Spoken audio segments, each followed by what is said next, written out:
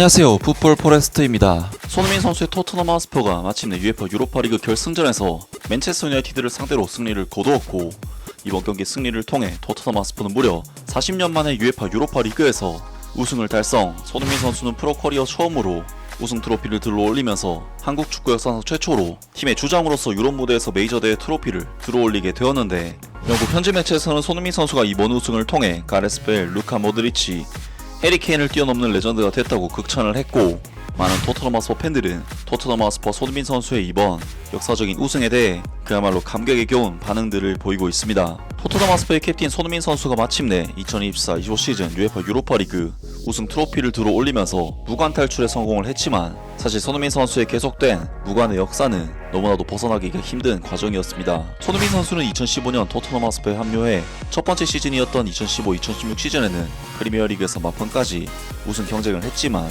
3위로 시즌을 마쳤고, 2016-2017 시즌 프리미어리그에서는 무려 승점 86점을 기록했지만 준우승에 그치고 말았으며, 2018-2019 시즌에는 UEFA 챔피언스리그에서 엄청난 활약으로 토트넘 하스퍼 사상 첫 챔피언스리그 결승전까지 진출했지만 결승전에서 리버풀에게 패배를 당하면서 또다시 준우승에 머무르고 말았는데요. 그리고 2021-22 시즌 토트넘 하스퍼는 카라바오컵 결승전에 진출을 했지만 맨체스터 시티에게 패배를 당하면서 손흥민 선수는 또다시 준우승을 거두고 말았는데, 토트넘 하스퍼의 계속된 준우승과 무관의 행보는 토트넘의 전성기를 이끌었던 많은 주축 선수들의 멘탈을 지치게 만들었고, 당시 토트넘 하스퍼의 주축 선수들인 해리 케인, 크리스찬 에릭센, 키어런 트리피어, 토비 알더베이럴트, 비고 요리스, 얀 베르통원, 델리 알리 등 손흥민 선수와 벤 네비스 선수를 제외한 당시의 모든 토트넘 선수들은 다른 구단으로 이적을 하면서 구단을 떠나갔습니다. 그리고 야속하게도 토트넘 하스퍼 선수들은 이적을 하기만 하면 우승컵을 거머쥐면서 팀에 남은 손흥민 선수만이 무관의 행보가 이어졌고, 그로 인해 토트넘에 잔류한 손흥민 선수를 바보 취급하는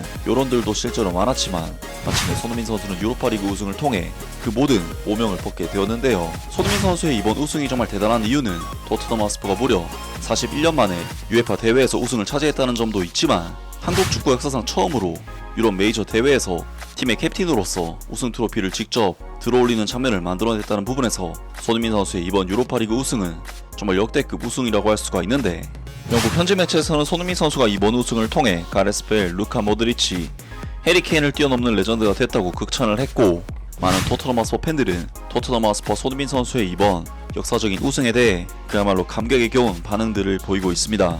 노력 끝에 얻는 성공, 그것이 손흥민이 만들어진 방식이었다. 그가 아는 유일한 방법이었다. 그리고 노력하기에 가장 적절한 곳이 어디였을까? 바로 토트넘 하스퍼였다. 이번 주 이전까지 그는 이 클럽을 위해 32,173분 동안 경기에 나섰지만 단 1초도 트로피와 함께 하지 못했다. 그가 그 대가로 받은 것은 평생을 태워도 다 쓰지 못할 만큼의 연료뿐이었다. 그러던 중 수요일이 찾아왔다. 손흥민은 교체로 들어와서 고작 30분 정도를 뛰었고, 그 시간 동안 그는 공을 13번 만졌으며 그가 시도한 6번의 패스 중 4번은 상대팀에게 갔다. 그는 이제 32살이다. 한때 그의 얼굴만큼이나 날렵했던 그의 발은 이제는 나이를 느끼게 한다. 그는 그 결승전에서 고군분투하고 있었고, 이번 시즌은 그에게 고난의 시즌이었다. 경기력과 부상 면에서도 이번 시즌은 그의 최악이었다. 하지만 그는 토트넘처럼 버텨냈다. 토트넘처럼 마침내 그는 힘겹게 결승선을 넘었다. 마치 토트넘처럼 결국 그의 최고의 모습은 아니었지만 노랗게도 올해야말로 모든 것이 이루어진 한 해였다. 그리고 오랜 시간 끝에 기대를 깨고 일이 잘 풀릴 때 그것이 스포츠에서 가장 아름다운 순간이다. 어쩌면 그것이야말로 가장 값진 것일지도 모른다. 나는 그것을 마스터스에서 카타르시스를 맞은 로리 맥길로이에게서 떠올렸고, 그리고 카라바오컵의 뉴캐슬 유나이티드, FA컵의 크리스탈 팰리스, 독일에서의 해리 케인에게서도 떠올렸다.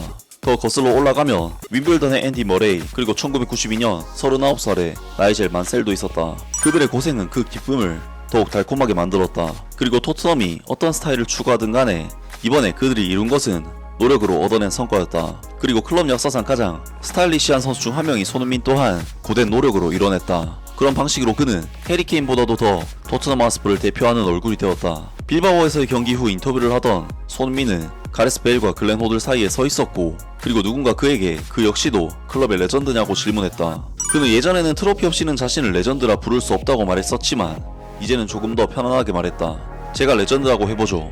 왜 안되겠어요. 오늘만요. 하지만 그게 정말 오늘만일까? 토트넘 하스퍼에서 손흥민의 10년간의 여정은 희망적이었던 모든 순간이 결국 허무한 결말로 끝난 이야기였다. 그것은 32,173분에 걸쳐 펼쳐졌고, 그의 첫 번째 시즌인 2015-2016 시즌 두 마리 말의 경주에서 3등을 했던 그때까지 거슬러 올라간다. 참으로 암울한 날들이 많았다.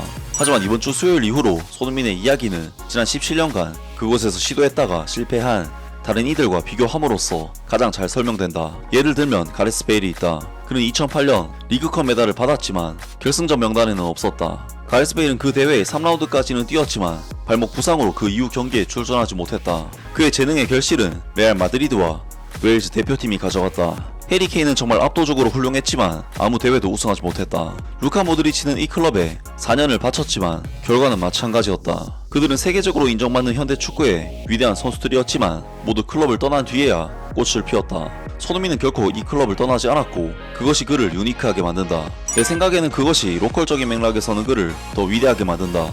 나는 목요일에 클럽 관계자와 이야기를 나눴고 그는 손흥민의 이적 가능성 대부분이 단지 루머였다고 지적했다. 하지만 2022년 그가 프리미어리그 골든부츠를 수상했을 때 리버풀의 관심은 실제로 구체적이었다. 뮤리겐 클럽 감독은 손흥민의 영입에 진지했다. 그러나 안토니오 콘테 감독이 챔피언스리그 진출권을 안겨줬고 손흥민은 그것으로 충분했다. 1년 전 계약이 끝날 무렵에도 상황은 비슷했다. 그는 자신의 최고의 시즌을 보냈고 22골을 넣으며 첫 시즌 이후 5시즌 동안 총 99골을 기록했다. 그가 이적을 원한다고 말을 흘리기만 해도 충분히 원하는 클럽을 갈 수가 있었다. 토트넘 하스퍼는 주제 무리뉴 감독을 경질하고 리그 7위로 시즌을 마쳤는데 그가 떠난다고 해도 누가 비난을 했겠는가. 하지만 그는 대신 4년 재계약을 선택했다. 더 많은 고생, 더 많은 출전 시간, 그리고 점점 더 희박해지는 결승전 진출 기회를 향해. 그리고 마침내 그 진흙탕 속에서 하나가 나타났다. 사실 그는 클럽의 사랑을 얻기 위해 트로피가 꼭 필요한 선수는 아니었다. 그 사랑은 이미 굳건하게 자리 잡고 있었다. 하지만 은빛 트로피는 더 근사한 외투와도 같다. 마침내 꿈같은 결말에 이를 때 화려하고 단숨에 도달하는 것보다 고생 끝에 도달하는 것이 더 만족스러울 수 있는 것처럼 말이다. 물론 그가 과거의 기억들을 완전히 떨쳐낼 수 없을지는 모른다. 하지만 이제 마침내 그가 스스로에게 잠시나마 평화를 선물했다는 사실이 참 아름다울 뿐이다. 라면서 손흥민 선수가 이번 우승을 통해 가레스 베일, 루카 모드리치, 해리 케인 등 토트넘 하스퍼의 레전드들을 모조리 뛰어넘는 그야말로 독보적인 레전드가 되었다면서 손흥민 선수에게 찬사를 보냈습니다.